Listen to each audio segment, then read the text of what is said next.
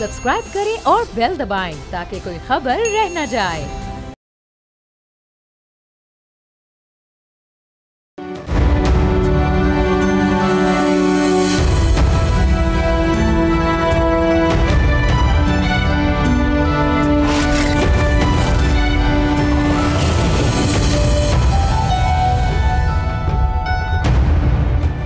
तहरीक इंसाफ और इमरान खान, 9 मई के बाद ना सियासत वो रही ना बयानियां, अदालतों से रिलीफ नहीं, पार्टी के अंदर इंतशार और रियासत का मौक़िफ़ आज भी वही है, पहले माफ़ी फिर बात।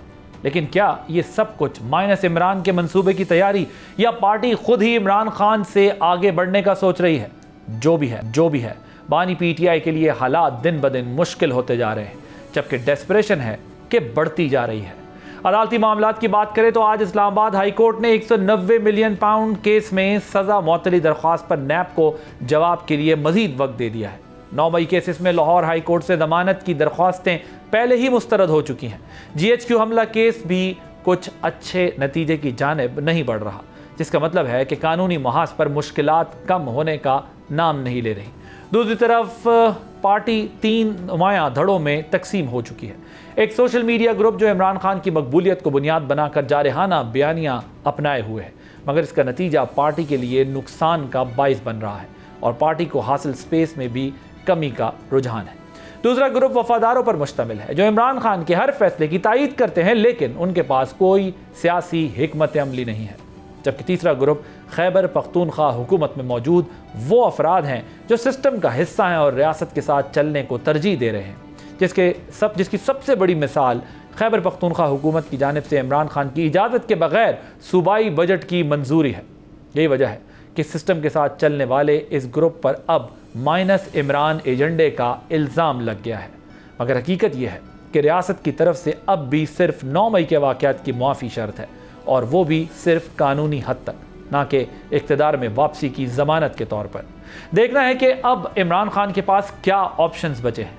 क्या PTI को भी एक शहबाज शरीफ जैसा किरदार चाहिए?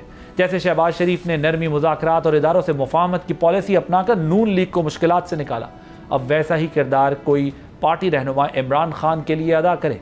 इस हवाले से सीनियर सहाफ़ी अंसार अब्बासी ने 2 नाम फ्लोट किए हैं। एक चौधरी परवेज़ इलाही जो पहले ही रिहा हो चुके हैं, और दूसरे शाह महमूद कुरैशी जिनको हाल ही में 9 मई के एक मुकदमे में ज़मानत मिली है, लेकिन दीगर मुकदमात वो अब भी कैद हैं। मगर क्या इमरान खान किसी ऐसे किरदार को खुलकर क़यादत का मौका देंगे? बज़ाहिर इसका जवाब नफ़ी में है। तो फिर सवाल वही है कि क्या इमरान खान अपने आप को तब्दील करने को तैयार हैं? अगर नहीं है तो फिर उनका सियासी मुस्तकबिल क्या होगा? आप देख रहे हैं बोल आदिल अब्बासी के साथ। इसी पे बात करने के लिए मेरे साथ मौजूद हैं आमिर इलियास राना साहब, सीनियर एनालिस्ट हैं, जर्नलिस्ट हैं, इसार राना साहब सीनियर एनालिस्ट हैं। आप दोनों हजरात का बहुत शुक्रिया मुझे ज्वाइन करने के लिए। ये मुझे आमिर इलियास राना साहब पहले बताइएगा कि PTI की जो मुश्किलात हैं या जो इस वक्त सिचुएशन से जिससे वो गुजर रही है, पॉलिटिकल सिचुएशन से गुजर रही है, उसकी वजह क्या है? केसेस हैं या इमरान खान का रवैया है? देखें, रवैये ने ही केसेस बनाए हैं। इमरान खान के रवैये ने ही हुकूमत गंवाई, चूँकि उनका ख्याल था कि बस मेरी मोहब्बत में मुब्तला है फ़ौज सारी, और वो कहते भी थे बरमला कि मेरा तो मुतबादिल भी कोई नहीं। लेकिन जब उस्मान बुज़दार आए हुए हों, महमूद ख़ान आए हुए हों और ख़ुद इमरान खान PM हो, तो फिर ये कुछ होना ही था जो तारीख़ ने हमें बता दिया कि फिर किस किस तरह किस बात पे मोहब्बत जो है वो नफ़रत में चली गई, और उसका नतीजा फिर उस हादसे में लाडले बच्चे ने वो कहते हैं ना बम पे पैर मारा और फिर ख़ुद ही उसका शिकार हो गया। हर चीज़ से वो 3 साल की एक कहानी है जो रोज़ाना सुनाने की ज़रूरत नहीं है। तो आज वो वहाँ पहुँचे हैं अपने रवैये से। अब वो हुकूमत के साथ, इस्टेब्लिशमेंट के साथ, इनके बहुत लॉयल लोगों ने बहुत गुफ्तगू की, और एक रास्ता 2 महीने पहले निकला था आखिरी दफ़ा, जो मेरी इत्तला है कि इन्होंने किसी एक नाम का अपना देना था और एक गवर्नमेंट का और एक इस्टेब्लिशमेंट का। तो मुज़ाकरात शुरू होने थे, और जिस दिन नाम देने थे उस दिन उन्होंने कहा नहीं, मैं तो सिर्फ फ़ौज से बात करूँगा। और फिर फ़ौज के बाद इंडिया आ गया। इंडिया में उन्होंने कहा कि हमारे बगैर तो जंग नहीं हो सकती, वो भी हो गई, जीत भी गए। तो अब वो देख लें जो आपने नक्शा बताया कि 9 मई में ज़मानतें मनसूख हो गई हैं, GHQ हमला केस 3 जुलाई को चला गया है और इस्लामाबाद हाई कोर्ट ने तारीख देनी है दोबारा कि वो कब सुनी जाएगी। 4 हफ्ते नैब के प्रोसिक्यूटर ने मांगे हैं। तो जब तक आप सियासी जहन से बात नहीं करेंगे, बहुत सारे हमारे लोग, दोस्त, यार दोस्त सब कहते हैं ये कोई जमहूरियत है, ये कोई आइन है। भाई ये यही मुल्क है, यही जमहूरियत है, यही आइन है जिस पे इमरान खान वज़ीर आज़म बने थे, इसी पे शहबाज शरीफ बने हैं, इसी पे वज़ीर आला बैठे हैं। आपको अच्छा लगे या बुरा लगे, सिस्टम तो यही है। इसार राना साहब वो कह रहे हैं सिस्टम तो यही है, अच्छा लगे या बुरा लगे, इसी पे वज़ीर आज़म और वज़ीर आला बैठे हुए हैं। आपके ख्यालात में इमरान खान साहब के मसाइल क्या हैं, उनके केसेस या उनका रवैया? देखिए, मैं राना साहब की बात से बिल्कुल मुत्तफिक हूँ कि रवैया की वजह से ही केसेस बने। 2 रवैये हैं। एक रवैया शहबाज शरीफ का है जिसमें वो अपने मकासद के लिए किसी सतह के ऊपर भी कंप्रोमाइज़ करने पर तैयार हो जाते हैं। एक रवैया इमरान खान का है कि वो अपने जो भी उसका फ़लसफ़ा उस पर खड़ा होकर उसकी सज़ा भुगतने को तैयार रहता है, तो वो उसकी सज़ा भुगत भी रहे। अगर वो आज माजरत कर ले तो अदालतें भी ठीक हो जाएंगी, अदालतों में केसेस भी लग जाएंगे, अदालतें बरी भी कर देंगी, अदालतें इंसाफ भी कर देंगी। तो ये सारा निज़ाम ख्वाजा आसिफ साहब ने जो कहा है, मैं बिल्कुल उनसे मुत्तफिक हूँ कि इस हाइब्रिड निज़ाम में इमरान खान के लिए इसलिए कोई माफ़ी नहीं है क्योंकि वो किसी बात पे माफ़ी मांगने को तैयार नहीं है। वो अपने मौके पे खड़ा है। ग्रुप बन जाए, वो 100 ग्रुप बन जाए, इमरान के लिए मुश्किलात हैं और बहुत दूर तक तो मुझे मुश्किलात नज़र आ रही हैं। अगले 10 साल के सेटअप में तो मुझे कहीं इमरान के लिए मर्से नज़र नहीं आती। लेकिन एक स्क्रिप्ट हम लिख रहे होते हैं, एक अल्लाह लिख रहा होता है, कोई पता नहीं होता कल क्या हो। मैंने तो पाकिस्तान को मैं इसी तरह ही देखा है कि जो मुमकिनात होती है वो नामुमकिनात हो जाती है, जो नामुमकिनात होती है वो मुमकिनात हो जाती है। कल का मुझे नहीं पता, लेकिन बज़ाहिर ये बात बिल्कुल ठीक है न कि उसने माफ़ी नहीं मांगनी और सिस्टम ने उसे माफ़ी दे दी। राना साहब, क्या वाहिद रास्ता इमरान खान के पास अब सिर्फ माफ़ी मांगना ही रह गया? नहीं, ये भी एक गलत फहमी है कि वो माफ़ी नहीं मांगनी, वो माफ़ी मांगने के लिए तैयार हो जाएंगे। मैं आमिर रियाज राना साहब से पूछ रहा हूँ। उनको इक़्तिदार दे दिया जाए। वो खेलने को चांद मांगते हैं, वो लड़ाई भी वहीं करते हैं, गुस्सा भी वहीं करते हैं, उन्हें ही मीर जाफ़र सादिक करार देते हैं, उन्हें ही दुनिया के हर बुरे लक़ब से बुलाते हैं, लेकिन बात भी उनसे करना चाहते हैं। लेकिन जिस तरह 2011 से लेकर 18 तक आबियारी की गई, हर गलती को सुधारा गया, मुझे और आपको यानी चैनल्स को ये कहा गया कि इनके कंटेनर के नीचे खाली कुर्सियाँ नहीं दिखाई। ये जो आज मीडिया का स्यापा हो रहा है, ये हमेशा से ऐसा होता है। जब आज लोग निकल रहे हैं, बहुत बुरी बात है, ये कल लोगों को निकलवा रहे थे, बहुत बुरी बात थी तब भी। इशू ये है कि आप अपनी गुफ्तगू करें, अपने नज़रियात पे बात करें, आप इदारे को गाली मत दें। अब आपने ये जो 9 मई की माफ़ी है ना, बहुत सारे लोग, हम भी जब लिखते हैं, कोई बात करते हैं तो वो कहते हैं नहीं देखें फिर सियासी केस है ना इसलिए माफ़ी की बात हो रही है। ये नहीं है। मैं आपको बताऊं, जिन लोगों ने मामला तय किए उन्हें ये बात बताई गई कि 9 मई पे सारी माफ़ी जो पब्लिकली मांगेंगे आप, उसके बावजूद सज़ा मिलेगी। क्योंकि हम किसी को ये रास्ता नहीं दे सकते कि आइंदा भी लोग यही काम करें और इदारे पे चढ़ दौड़ें। ये सज़ा इसलिए दी जाएगी ताकि आइंदा कोई ये काम ना करे और कोई जुर्रत भी ना करे। लिहाजा सियासत आपने करनी है, वो गवर्नमेंट से बात करनी है, माफ़ी पब्लिक से मांगनी है, क्योंकि आपने पब्लिक के इदारे पे हमला किया है। आवाम की फ़ौज है ना, ये कोई ये थोड़ी है कि जी किसी एक शख्स की फ़ौज है। तो आपने तो इदारे पे हमला किया और एक बयान प्लान करके किया। वो अभी तो GHQ हमला केस 3 जुलाई को चलेगा ना। आखिर में एक मेरी इत्तला के मुताबिक एक गवाह आएगा जो चक्री के एक फार्म हाउस की मीटिंग का गवाह है कि वहाँ पे क्या प्लान बना था। वो एंटर भी नया होगा। मुझे बहुत सारे लोग कहते हैं नहीं हो सकता, अदालत से इजाज़त लेके सब गवाह आ सकते हैं कि हमारे पास एक ताज़ा एविडेंस आया। कोई वो ये तो नहीं है ना कि रिव्यू डल गया है, अपील डली है तो उसमें आप ताज़ा गवाह नहीं ला सकते। अभी बहुत सारे मोड़ हैं इस कहानी में। मेरा ख्याल है में इंतज़ार करना चाहिए। और उससे पहले इमरान खान जहाँ पॉपुलर हैं तो उनको ये सोचना चाहिए कि जिन लोगों की उमंगों के वो अक्कासी करते हैं, तर्जुमान बने हैं, जिन लोगों को उन्होंने अच्छा और बुरा कहने की जो सिखाया है, उनके लिए तो कम से कम कोई बात करें ना। आप सिर्फ अपनी ज़ात में गुम मत हो जाएं कि आपको सिर्फ इक़्तिदार चाहिए। इस पाकिस्तान के लिए जिसके लिए बात की जाती है तो फिर सियासतदान को कुर्बानी देनी पड़ती है, एक टाइम की, एक मुद्दत की। वो आप प्रेशर तो सारे करके देख चुके। अब तो पूरी पार्टी एक दूसरे के गिरेबान को पकड़े हुए है। आप और हम देख रहे हैं ना रोज़ाना की बुनियाद पे, और फिर अगले दिन फिर वज़ाती प्रोग्राम शुरू हो जाता है। ये इसी का शाखसाना है कि किसी से कहा कि एस्टेब्लिशमेंट से बात करो, किसी से कहा कि एस्टेब्लिशमेंट को गाली दो। तो आप कह रहे हैं कि अगर वो माफ़ी मांग भी लेते हैं तब भी उनके इक़्तिदार में आने का रास्ता अब बंद हो चुका है?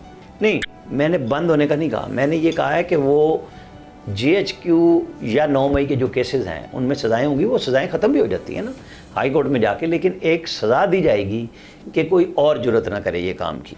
ओके, ईसा राना साहब, आपके ख़्याल में अगर पार्टी की लीडरशिप किसी और को सौंपी जाए तो क्या ये मुमकिनात में है? ऐसा होने देंगे इमरान खान? एक, और दूसरा, क्या उसके बाद रिकन्सिलिएशन का चांस है?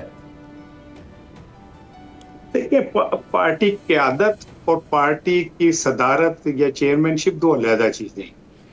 क़यादत तो इमरान खान के अलावा PTI में कोई कर ही नहीं सकता, ना इस किसी में इतनी सलाहियत है, ना इतना कद काठ है। आप चेयरमैन बना दें, किसी को सदर बना के कहें कि जी आप लीड कर लें, वो एक अलग चीज। क़यादत इमरान खान के पास ही रहे, और अगर आप 100 लोग भी चेयरमैन बना दें तो सबको पता है कि पार्टी का जो असल कायद है वो इमरान खान ही है। दूसरी चीज ये है कि मैं इस बात से बिल्कुल मुत्तफिक हूँ कि 9 मई के जिन लोगों ने भी ये किया, मैं अपनी पाक फौज के साथ खड़ा हूँ, अपने शहीदों के साथ खड़ा हूँ। जिन लोगों ने भी ये किया उन्हें सजा मिलनी चाहिए। लेकिन ये क्या तरीक़ेकार है कि एक केस में गवाह कहता है कि जी असद उमर, इमरान खान, असलम इकबाल और शाह महमूद कुरैशी, इन्होंने मेरे सामने साजिश तैयार की है। कांस्टेबल ने जो गवाही दी है, तो बाकी सारे तो पकड़े जाते हैं। असद उमर क्यों बाहर फिर रहे? क्योंकि उन्होंने प्रेस कॉन्फ्रेंस कर दी। तो फिर ये बात तो मुझे समझ आ गई ना कि 9 मई पे अगर आप प्रेस कॉन्फ्रेंस करें या माफी लें तो आपको फिर कानून भी छोड़ देगा। तो ये वाली बात तो मुझे समझ आ गई कि भाई फिर कोई सजा वजा नहीं होगी अगर आप माफी मांग लें, क्योंकि असद उमर और उनके साथ के बेशुमार लोग जिन्होंने प्रेस कॉन्फ्रेंस की, वो उस 9 मई के मुलजिम है, लेकिन उनकी तरफ कोई आंख उठा के नहीं देख सकता। दूसरी बात यह कि ये इमरान खान की जो ख्वाहिश है कि जी मैंने तो इस्टेब्लिशमेंट से ही बात करनी है, तो ये तो वाकई बड़ी बुरी बात है। लेकिन कोई ट्रंप को भी कहेगा कि आपने इस्टेब्लिशमेंट से पाकिस्तान की क्यों बात की, वो क्यों नहीं की सियासी हुकूमत से? लोग उससे बात करते हैं जिनके पास ताकत होती है, जिनके पास फैसला करने की कुव्वत होती है, जो फैसला कर सकते हैं। नहीं तो ट्रंप बुला लेता शहबाज शरीफ साहब को और उनके साथ बैठ के बाकी अगले सारा डिजाइन कर लेता जो भी करना था। ईसा राना साहब, आप ये कह रहे हैं कि PTI पहले से उनको अंदाजा था कि बात उधर करनी है, और वो इंस्पिरेशन भी थी कि क्योंकि बैनुल अक़वामी फोर्सेस ऐसा करती हैं तो इसी तरह करना है। मतलब ट्रंप की इस मुलाकात का तो उस वक्त किसी को भी अंदाजा नहीं था जब PTI डिमांड कर रही थी कि हमें पावर से बात करनी है। मैं यही कह रहा हूँ कि माजी में मरियम साहिबा ने भी यही कहा था कि मैं तो ऊपर बात करूंगी, मैं नीचे हुकूमत से क्यों बात करूं? तो क्योंकि सबको पता है कि ताकत का मंबा कहाँ पे है, फैसला कहाँ से होना है, कहाँ से माफी मिलनी है, कहाँ से पकड़ होनी है, तो उधर ही जाएंगे आप लोग। काश सियासी जमातों, सियासी हुकूमतों ने खुद को साबित किया होता कि वो अपने फैसले कर सकती हैं। और लेकिन अगर माजी की हुकूमतें और सियासी जमातें जिनके ऊपर बहुत सारे इल्ज़ाम लग जाते हैं कि मुक्का भी करती हैं, मैनेज भी करती हैं, माफ़ी भी मांगते हैं, निकल जाते हैं, रास्ता ढूंढ लेते हैं, बट इधर तो इनकलाब का दावा था ना राना साहब। इधर ये तो दावा नहीं था कि हम जो है वो मरियम नवाज़ को फॉलो करेंगे या डोनाल्ड ट्रंप को फॉलो करेंगे, या हम जो है वो आने वाले 5 साल बाद अगर कोई बैनुल अक़वामी रहनुमा फैसला करेगा। इनका तो दावा ये था कि हम इनकलाब ला रहे हैं और रियासत के उन अनासर के ख़िलाफ़ लेकर आ रहे हैं जिन्होंने हमें जो है वो पावर से हटाया है। तो क्या ये इंस्पिरेशन बन चुकी हैं दूसरी जमातें इनकी, PTI की? नहीं, आप बात समझिए, जब डायलॉग की बात होगी कि जी डायलॉग कर लें ताकि मुल्क में सियासी इस्तेहकाम आए, तो फिर डायलॉग तो उन लोगों के दरमियान होगा ना कि जिनके दरमियान डायलॉग के बाद मामला तय होने के बाद सियासी इस्तेहकाम आएगा। मगर वो तो कहते हैं हम बात ही नहीं करना चाहते। कौन कहता है? जिन पावर से ये बात करना चाहते हैं, एस्टेब्लिशमेंट।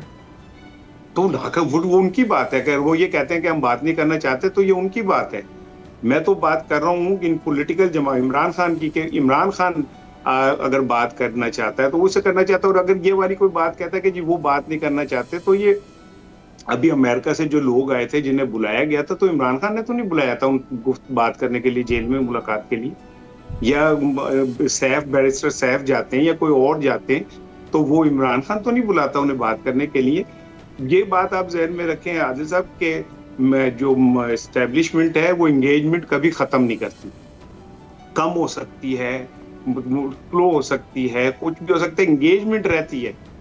ये बात को अगर कोई कहे कि जी वो दरवाजे बिल्कुल बंद कर देते हैं तो ये पॉसिबल ही नहीं है। दरवाजे तो उन्होंने तब मुकम्मल बंद नहीं किए थे जब उन्होंने नवाज शरीफ को आपके ख्याल में चले मैं let me rephrase that question के क़यादत का लफ्ज़ हटा देते हैं। आपके ख्याल में पार्टी को कोई चेयरमैनशिप पे कह लें, किसी ना किसी तरह कह लें, लीड करने की पोजीशन में है जो पार्टी को इस वक्त जिस पोजीशन में उससे निकाल सकता है, या नहीं? आपके ख्याल में ऐसा कोई बंदा नहीं? ऐसा है। शाह महमूद कुरैशी का जो कद काट है वो इस सतह का है कि वो चीज़ों को लेके आगे चल सकते हैं। और अगर शाह महमूद कुरैशी बाहर आते हैं, उन्होंने जितनी पी काट ली है, मैं समझता हूँ कि शाह महमूद कुरैशी पार्टी को लेके चल सकते हैं, लेकिन क़यादत इमरान खान की होगी, विजन इमरान खान का होगा। लेकिन हमने PMLN में तो ये देखा है ना कि वो बाद में शहबाज शरीफ साहब वज़ीर आज़म भी बन गए, लेकिन क्या खान साहब ये बर्दाश्त कर सकते हैं कि उनके होते हुए कोई और वज़ीर आज़म बन जाए पार्टी? क्यों? क्या other than Imran Khan KPK के जितने वज़ीर आला है या जो बाकी सारा कुछ है वो नहीं बने? तो वज़ीर आला बनना नहीं चाहते थे ना, वो तो वज़ीर आज़म बनना चाहते थे खान साहब। बात यह है कि क्या उनके खानदान का कोई बंदा बना, कोई मतलब वजीर बना, या कोई उसने कोई पोर्टफोलियो लिया इमरान खान के? तो वो तो एक अकेला आदमी है पार्टी का चेयरमैन, तो अगर वो प्राइम मिनिस्टर नहीं बनेगा तो कौन बनेगा? ये बात ठीक है, लेकिन ये भी नहीं बताया ना कि पार्टी की इनके पास रिप्लेसमेंट क्या है। यही तो एक गैप है जो इस पार्टी के अंदर इस वक्त मौजूद है कि सेकंड टियर की लीडरशिप कोई है नहीं। गौहर अयूब बना नहीं दिया पार्टी का, गौहर अयूब को बना नहीं दिया पार्टी का चेयरमैन। सर उमर अयूब की बात तो नहीं कर रहे, बैरिस्टर गौहर को, बैरिस्टर गौहर चेयरमैन नहीं है पार्टी के। सर आप वैसे नहीं है क्या? ठीक है, बैरिस्टर गौहर साहब चेयरमैन है, लेकिन खुद वो कई बातों से लायल होते हैं, सूबाई हुकूमत की भी और पार्टी की। ये उसकी नाअहली है ना, ये अब उनकी नाअहली है ना, सारी बात नाअहली है, इमरान पे तो ना डाल दे। अच्छा ठीक है, ये तुसी होते पा दे बेचारा। सर बैरिस्टर गौहर साहब जो हैं वो इतने ही चेयरमैन हैं इस वक्त, अब ऐसे आगे क्या कहूँ आपको बस बेचारा बड़ा बेबस से, बड़े बेख्तियार से आदमी है। उनको मेरा ख्याल है शायद बहुत सारी बातें ख़बरों से पता चलती हैं कि ये हो गया। राणा साहब ये मुझे बताएं कि शाह महमूद कुरैशी साहब या चौधरी परवेज़ इलाही साहब आपके ख्याल में PTI की लीडरशिप संभाल सकते हैं या नहीं? इनके होते हुए किसी की बारी नहीं आई। मैं एक जवाब देता हूँ। जिस दिन बैरिस्टर गौहर की नामजदगी हुई और बैरिस्टर अली ज़फ़र ने उनकी नामजदगी का ऐलान किया, उन्होंने 7 दफ़ा कहा कि हमारा फ़लाँ बंदा भी बिज़ी था, फ़लाँ बंदा भी बिज़ी था, तो हमने बैरिस्टर गौहर को इमरान खान साहब ने अब पार्टी का चेयरमैन बना दिया। यानी ये आप चेक कर लें कि कितनी मिनट के बाद उन्होंने नाम लिया इनका। ये साथ खड़े थे। वो जिस तरह रोहित लाल कमेटी में वो होता है ना, उलमा इकराम सारी दुनिया के नाम लेते हैं, फिर चांद का ऐलान करते हैं या कहते हैं नहीं आया। तो वो जो चांद था बैरिस्टर गौहर, उसको पहले दिन इस तरीके से रिडिक्यूल किया गया। फिर जब उसको मुज़ाकरात के लिए भेजा गया, उस वक्त आर्मी चीफ से वो पेशावर में मिले और फिर किसी और से नीचे जाके मिले। तो जब गए इमरान खान साहब के पास तो उन्होंने कहा कि तुम्हें किसने भेजा था? उन्होंने कहा जी आपने भेजा था। उन्होंने कहा चुप करके बैठ जाओ। अच्छा अब आप बताएं क्या करे वो बेचारा पार्टी को भी संभाल रहा है। अब उसको हटाने भी लगे थे तो उन्होंने कहा जनाब फिर पार्टी बिल्कुल ही फारिग हो जाएगी। अब अगर आप चेयरमैन भी हटा देंगे तो आपके पल्ले तो कुछ है ही नहीं। जिसको थोड़ा बहुत वो तस्लीम कर रहा है इलेक्शन कमीशन, वो बैरिस्टर गौहर है। फिर उन्होंने कहा जी कमेटी बना देते हैं, फलाना कर देते हैं। इमरान खान साहब ये राणा साहब कह रहे हैं देखिए अपने कोई रिश्तेदार को तो नहीं लगाया ना। परवेज़ भी यहीं थे। एक मिनट, नहीं एक मिनट, मैंने इसलिए लंबी तनीद बांधी कि शाह महमूद कुरैशी भी यहीं थे, परवेज़ इलाही भी यहीं थे, बहुत सारे लोग आज़ाद भी थे। नहीं लिया ना, कमज़ोर आदमी चुना, जैसे बुज़दार चुन के लगाया था। आपको पता है इमरान खान साहब जब भी लाहौर में गए चीफ मिनिस्टर हाउस में, चीफ मिनिस्टर ऑफिस में, तो वो चीफ मिनिस्टर की कुर्सी पे बैठते थे। यहाँ पे लेके एक ब्रेक के बाद जब वापस आएंगे तो डिस्कशन को कंटिन्यू रखेंगे।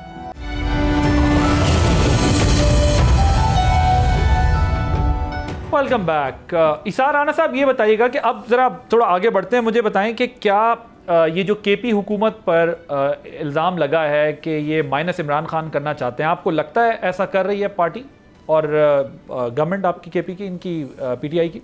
अच्छा देखिए, एक तो पहले मैं KP की तरफ आने के पैसे पहले मैं बचा रहा था, वो जो बात जहाँ बीच में वो हो गई थी पार्टी के उसके हवाले से। तो क्या शाह महमूद कुरैशी वाइस चेयरमैन नहीं है? क्या जो सदर नहीं है वो साबिक हमारे पंजाब के वजीर आला जो है वो, क्या चेयरमैन बैरिस्टर गौहर नहीं है? तो और पार्टी के ओहदेदार किस तरह बनते हैं? ये क्या होता है? क्या सुकून तब मिलेगा, हम तो इमरान खान पे तब यकीन करेंगे जब वो पीटीआई का चेयरमैन नवाज शरीफ साहब को बना देंगे। मतलब उन्होंने पार्टी का एक स्ट्रक्चर है जिसमें सब लोग बैठे हुए, परवेज इलाही ये वो सब बैठे हुए। तो मैं तो नहीं समझता। और पंजाब के हवाले से देखें, नकई और गुलाम हैदर भाई कौन थे? वो भी बुजदारी थे उस वक्त के।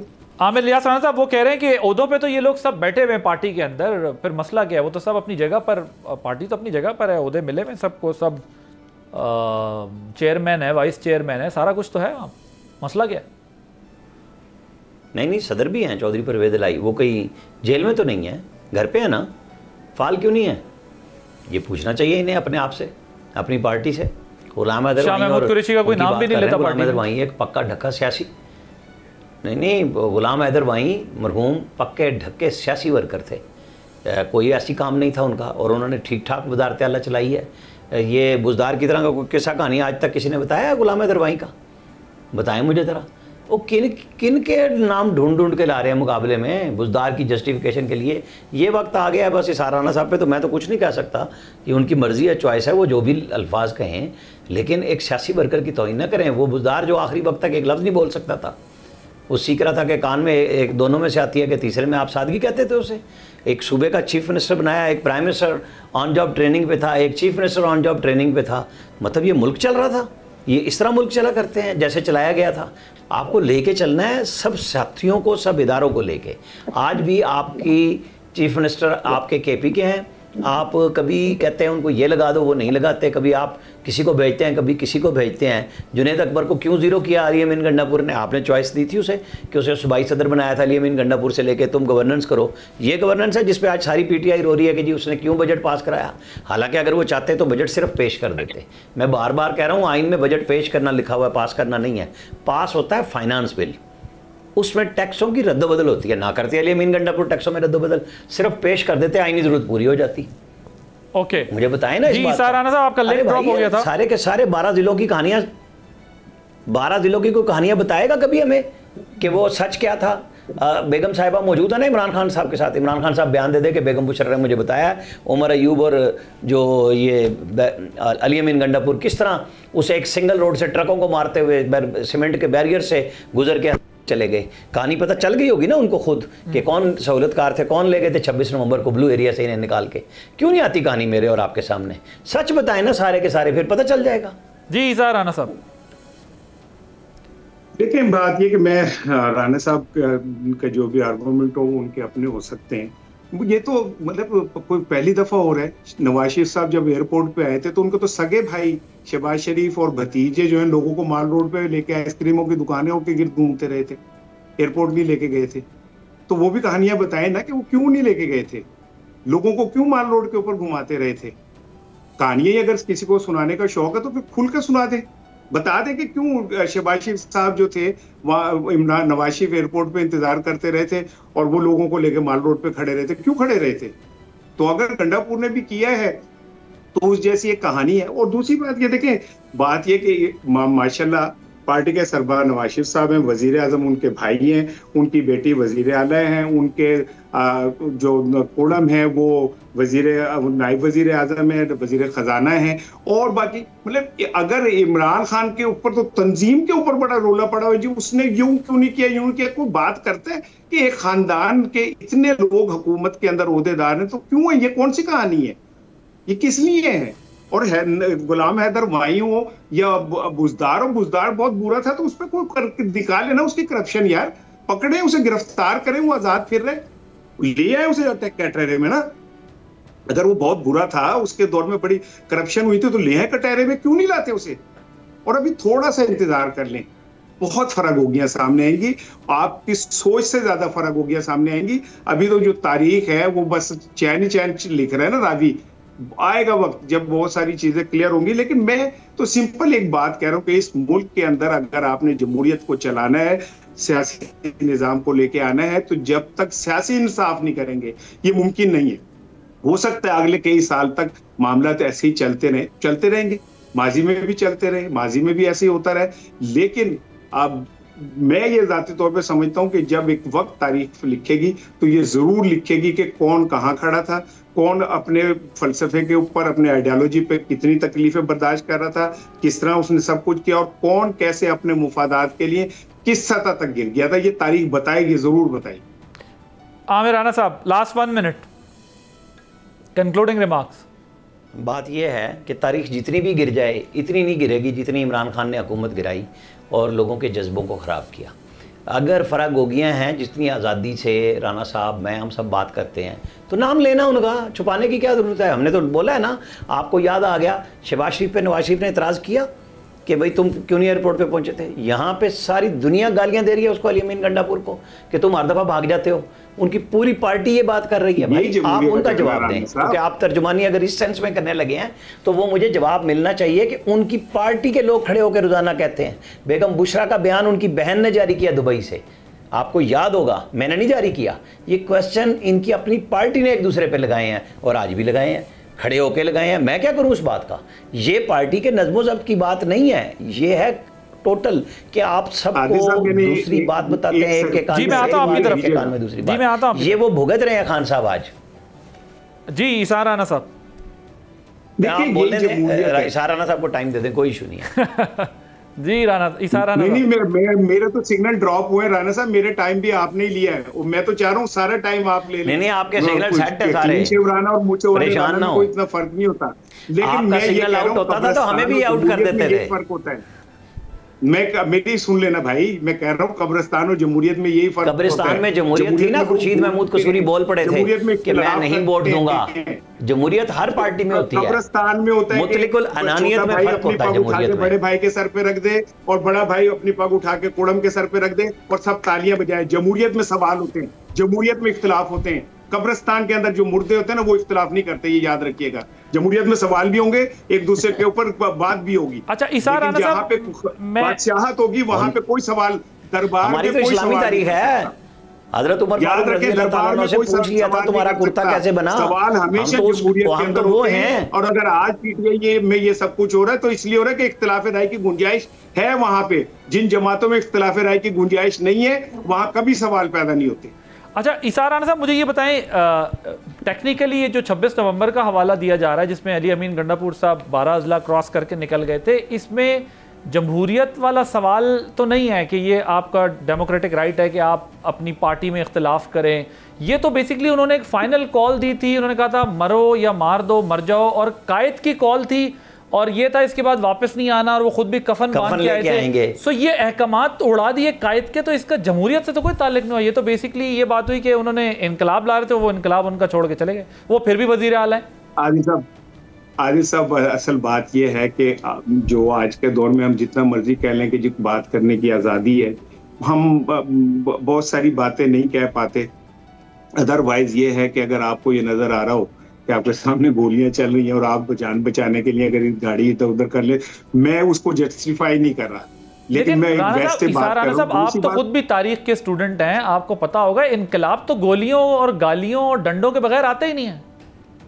सर वो इनकलाब जेल में अडियाला वाले ने लाना था, वो क्या कहते हैं, ये हमारे केपीके के सीएम ने नहीं लाना था।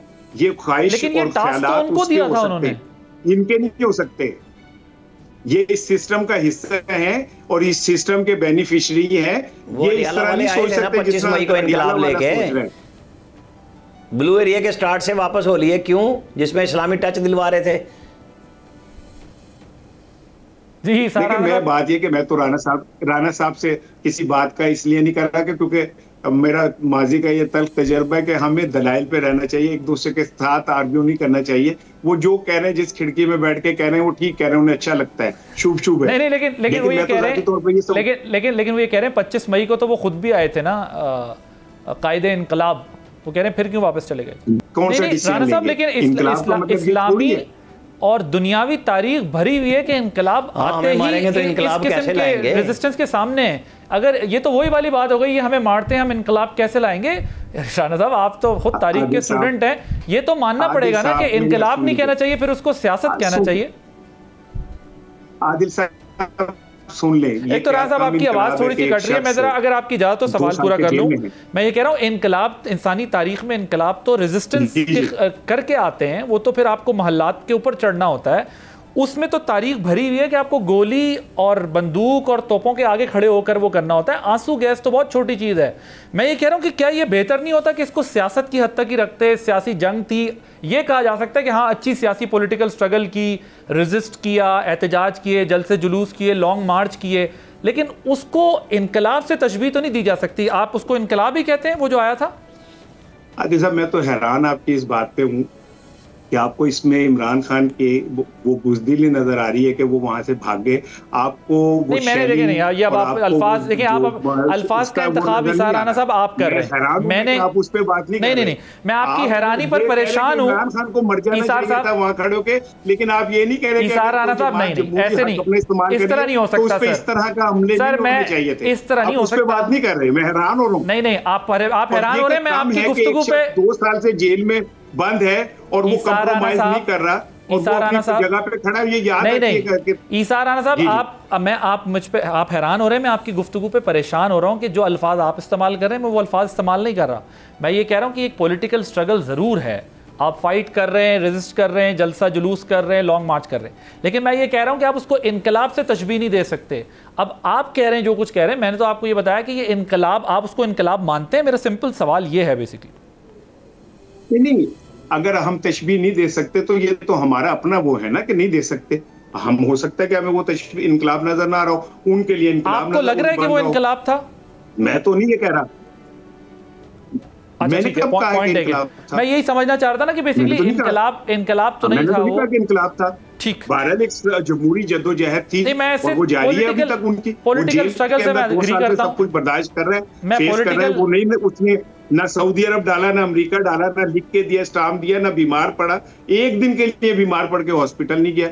मैं पॉलिटिकल स्ट्रगल से इनकार नहीं कर रहा, लेकिन आप भी मान गए कि वो इनकलाब नहीं था और हम भी यही कहते थे कि इनकलाब नहीं है, एक सियासी जद्दोजहद है, उसको पॉलिटिकल स्ट्रगल को पॉलिटिकल स्ट्रगल के तौर पे सियासी जद्दोजहद है। पाकिस्तान में कौन से इनकलाब लाना है हमने?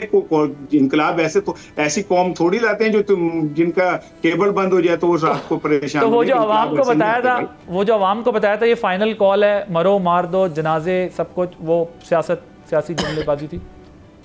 अवाम को बताया था तो उनके एंड से थी ना।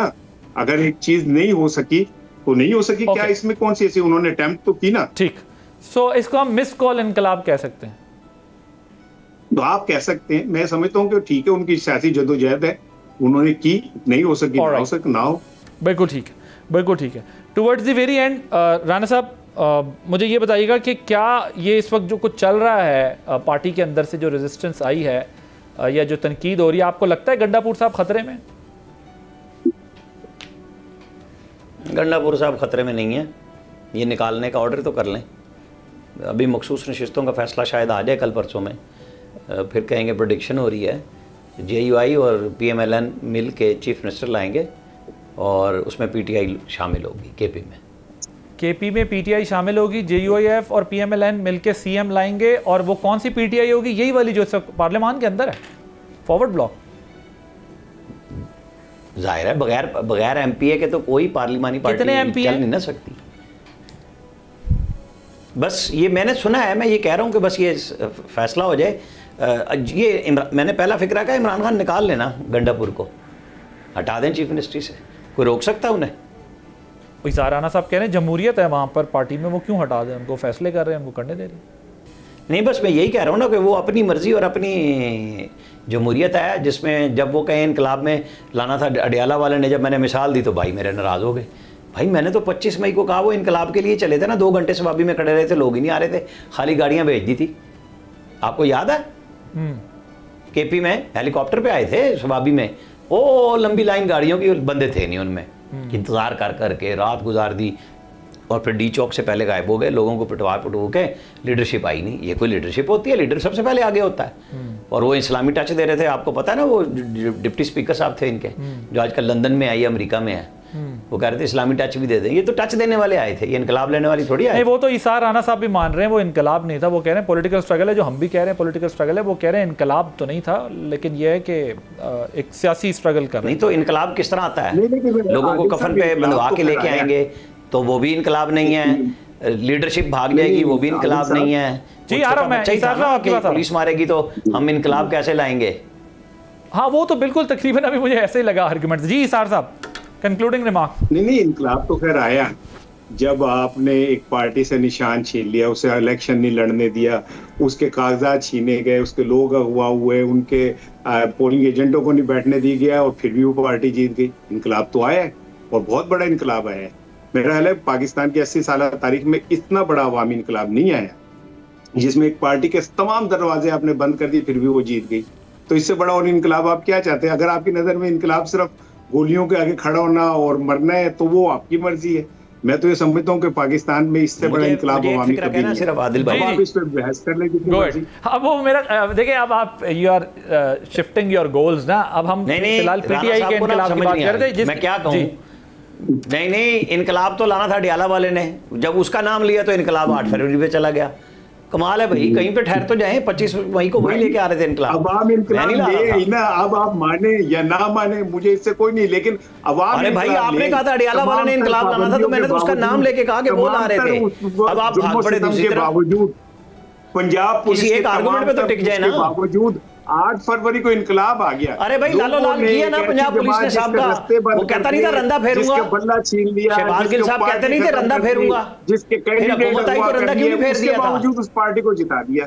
इससे बड़ा इनकलाब पाकिस्तान में भी यही हुआ था। महकमा ज़राअत इजाद हुआ था, नैब प्रेस रिलीज इशू करता था, लोगों की वफादारियां तब्दील होती थी। जहांगीर तरीन के घर में वो आते थे सारे उठ के वीगो डाले पे और V8 में बैठ के बनी गाला पहुंचते थे और वहां से वो सारे के सारे आते थे कि जनाब वो उन्होंने पीटीआई का झंडा पहन लिया। ये भारदौर में ऐसे ही आया। Right, thank you so much Isar को इनकलाब 12 लाया। ईसार राना साहब, thank you so much. Aamir Riyaz Rana साहब, बहुत शुक्रिया। आप दोनों हजरात का बहुत शुक्रिया, आप गुफ्तगू से। फ़िलहाल जो है वो सूरत हाल इस तरह है कि पीटीआई अपनी सियासत के ज़रिए एक बंद गली में है। अब इस बंद गली से पीटीआई को कौन निकालता है, ये एक बड़ा सवाल हमारे सामने है और आने वाले दिनों में इसका जवाब मिलेगा। आमिर राना साहब ये कह रहे हैं कि केपी के अंदर भी कुछ दिनों बाद कुछ तब्दीली हो सकती है, मखसूस नशस्तों का फ़ैसला अगर आ जाता है। तो आदिल अब्बासी को इजाज़त दीजिए, अल्लाह हाफ़िज़।